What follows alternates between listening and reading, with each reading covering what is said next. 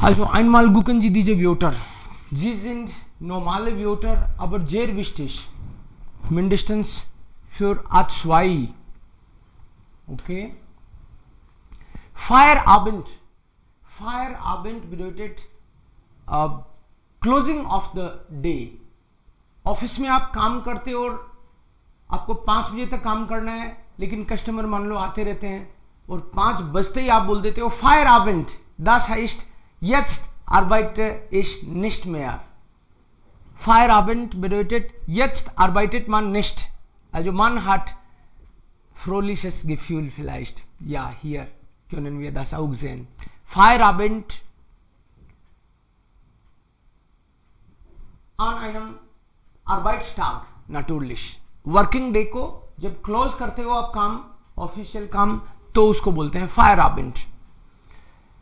Auszug. Auszug का मतलब है असर्प्स. कोई चीज का एक तरह से एक्सट्रैक्ट, उसमें से कुछ निकाल लिया आपने, मेन चीजें निकालना, उसको कह सकते हैं Auszug. Sprachenservice. Sprachenservice ist Language Service. Zum Beispiel, wir führen Sprachenservice hier in Jaipur. Also wir unterrichten Fremdsprachen, übersetzen, dolmetschen und das kommt alles unter Sprachenservice. Language related Service Profession में हैं आप. Geschäftsidee. Ich habe bei MNCs gearbeitet und dann hatte ich irgendwann Geschäftsidee von Sprachenservice. Ja, das hat gelungen. Das war wirklich toll. Business Idea, Geschäftsidee. Aufträge, Assignments. Wir bekommen viele Aufträge, immer neue Aufträge und dann können wir auch richtig überleben. Das ist jetzt kein Problem mehr.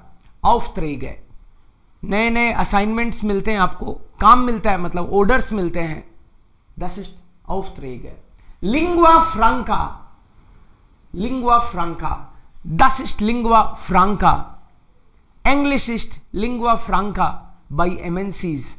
Oder in Europa war für bestimmte Zeit Russisch auch vielleicht Lingua franca. Also nicht überall, aber dann ja mindestens im Osteuropa. Und Französisch war auch Lingua franca. Also es gab auch viele Sprachen eigentlich, je nach. Dann Lingua franca का मतलब generally वो होता है कि for example अलग अलग देशों के लोग हैं और उनकी लैंग्वेज जो है डिफरेंट है, तो जिस भाषा में वो एक दूसरे से कम्युनिकेट करते हैं, that is lingua Franca. Multinational companies में अलग अलग देशों के लोग मान लो आके काम कर रहे हैं, तो इंग्लिश में फिर वो आपस में कम्युनिकेट करते हैं. सबकी लैंग्वेज तो अलग अलग है, aber English is done lingua Franca. English उनकी कॉमन लैंग्वेज जिसमें वो एक दूसरे को बात कह सकते हैं. लिंगुआ फ्रांका का मतलब यह है. Okay.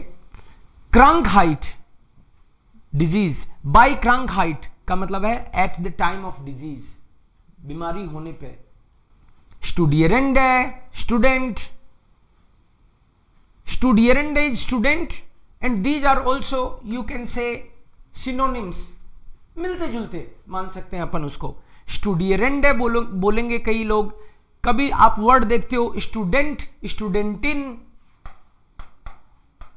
Student beziehungsweise Studentin, female student, male student, right. School में जब कोई स्टूडेंट है तो उसको शूलर बोलते हैं. और भी स्कॉलरशिप कोई ले रहा है उसको भी शूलर बोल देते हैं, राइट. शूलर मेल स्टूडेंट के लिए आता है जनरली, फीमेल के लिए फिर शूलरिन आएगा. ये तो आपको पता होगा, आईएन लग जाता है ना. लर्नर, लर्नर जरूरी नहीं है स्कूल में ही हो, कुछ भी कहीं भी सीख रहा है बंदा, लर्नर. डॉक्टोरांट is also student but generally post graduate person को डॉक्टोरांड बोलते हैं, या फिर अभी पीएचडी चल रही है किसी की, डॉक्टोरांड। सो ये सारे लर्नर ही हैं एकदम। ओके, फिर एक प्रैक्टिकांट, प्रैक्टिकांटिन वर्ड भी आते हैं, जो इंटर्न है, इंटर्नशिप चल रही है जिनकी, वो भी आप देख सकते हो। ये मल्टीपल वर्ड्स हैं अलग अलग कॉन्टेक्स्ट में जनरली। मिट आर्बाइटर का मतलब है को workers. Wir sind 6 Mitarbeiter momentan bei E-Language Studio. Okay? Unternehmer, 6 Lehrer und Lehrerinnen. Also in dem Kontext habe ich gesagt. Mitarbeiter. Unterschied. Es gibt doch keinen Unterschied zwischen Männern und Frauen. Unterschied ist Difference. There is no difference. Unterschied.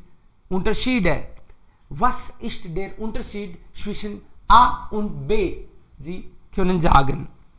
Sprachmittler. Sprachmittler means language professional.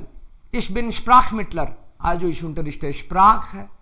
Dann kann man sagen Sprachmittler. Okay? Also das muss nicht immer Lehrer sein. Man kann auch Übersetzen. Okay?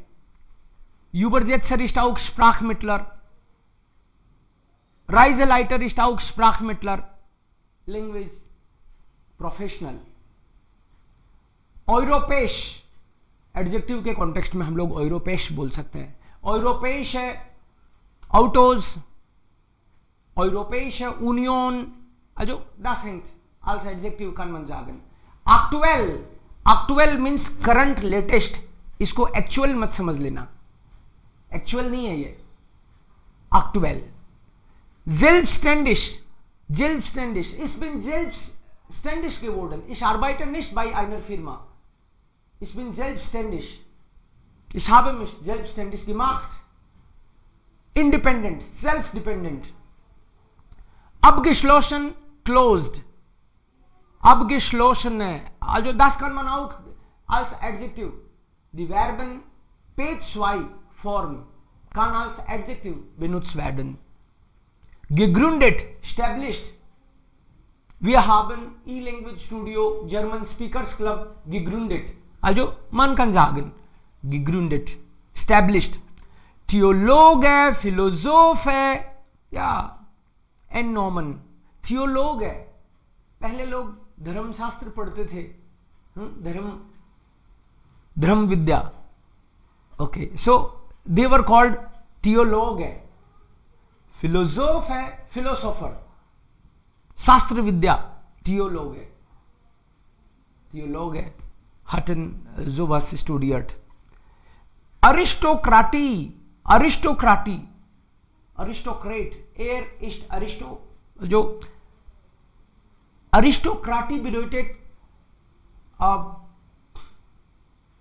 the top level of the society. एक certain level के लोग, वो अलग अलग society में अलग अलग तरीके से शायद उसको निकालते होंगे.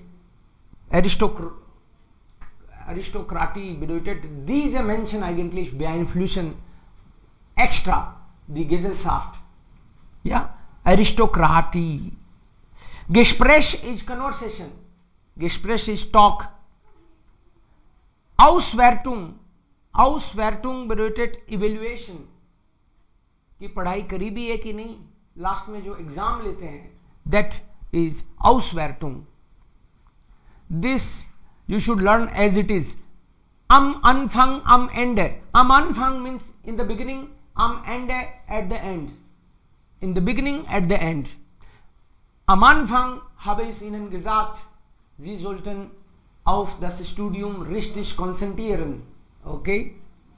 Und das sage ich immer wieder. Ja. Am Ende, at the end. Am Ende wollte ich nur sagen, dass Deutsch einfach ist. So, at the end, I would like to say, bearbeiten means to edit. किसी चीज को process करना, उस पर काम करना. Ich will Foto bearbeiten. I want to edit photos. Bearbeiten. Übersetzen, das sind Verben hier. Übersetzen translate करना, Sprachenservice, also Übersetzen, Dolmetschen, Übersetzen und Dolmetschen. Es gibt ja Unterschied, das muss man verstehen. Übersetzen का मतलब है आपको कोई document मिला, आपने उसको एक लैंग्वेज से दूसरी लैंग्वेज में ट्रांसलेट किया, लिख के ट्रांसलेट करना Übersetzen और बोल के ट्रांसलेट करना Dolmetschen. Es gibt ja auch einige Firmen, die brauchen Menschen, also wie sie wollen eigentlich mit den Kunden direkt reden. Und dann, es gibt immer einen Menschen, der dolmetscht, was gesagt wird.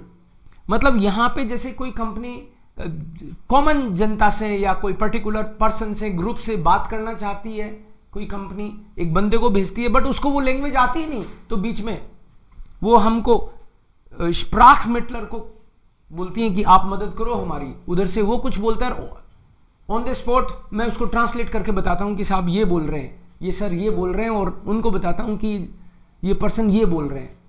वो on the spot बोल के जो translate करते हैं हम लोग, that is या दुभाषिया जो है वो डोलमेट्सन करता है. Tauschen, Tauschen ist Exchange. Tauschen, ich gebe dir was und sie geben mir was. हाँ, इंटरप्रेटर ही है ये. दुभाषिया is interpreter, yes, and this is translator. Tauschen is to exchange. Ich gebe dir, मैं तुमको कुछ देता हूं और आप मेरे को कुछ देते हो. मैं जर्मन लैंग्वेज का काम लेता हूं और मेरा कोई फ्रेंड है, उसको जरूरत पड़े तो फ्रेंच और इटालियन का काम दे सकता हूं, right? So das ist dann wir tauschen Aufgaben. Literatur und Wissenschaft, Literature and Science, Latein. Vielleicht früher war Sanskrit die Sprache der Literatur und Wissenschaft. Sanskrit भाषा ही थी हमारे यहाँ पे लिटरेचर और साइंस की भाषा, विज्ञान की भाषा. Also, das sind dann einige Wörter. Welche Wörter sind Ihnen nicht klar? Bitte fragen Sie mich und dann schreiben Sie einige Sätze, damit ich auch Bescheid weiß, dass Sie das richtig gelesen haben.